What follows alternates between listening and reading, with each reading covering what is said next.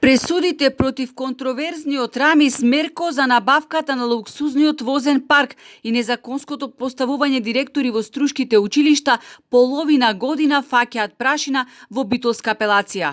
Струшкото јавно обвинителство ги обжали сите досега изречени пресуди и бараше ефективна казна затвор. Од апелациониот суд во Битола признаваа дека пресудите воопшто не се разгледани.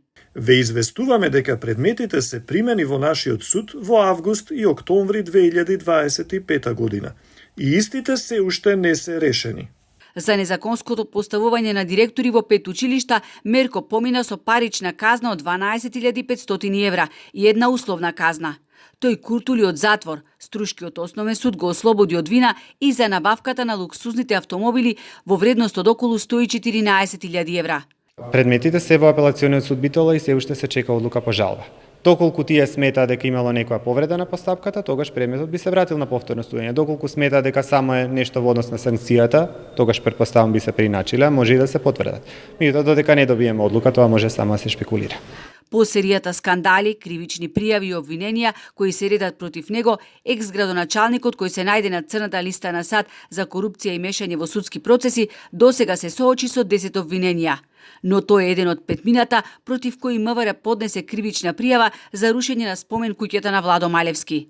Кој ќе седне на обвинителна клупа, засега е неизвестно. Од ОЈО без детали, само потврдуваа дека е оформен предмет за автентичниот објект од 19. век кој беше срамно срушен.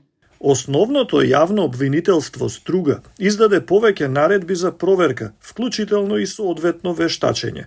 Обвинителството продолжува да обезбедува докази, пошто ќе биде донесена јавно обвинителска одлука. Инаку Мерко се товари и за незаконско поставување на скандалозното обележје со кое се велича фашистичката окупација на Струга, а беше поставено на општинската зграда. На 24 декември ќе седне на обвинителна клупа. Кривично ќе одговара и за осветлувањето кое го постави на речното корито на реката Дрим. Мерко е еден од обвинетите за бесправно градење на објект во еден струшки хотел. Судскиот процес за овој случај, кој се води во Битолскиот основен суд, никако да почне.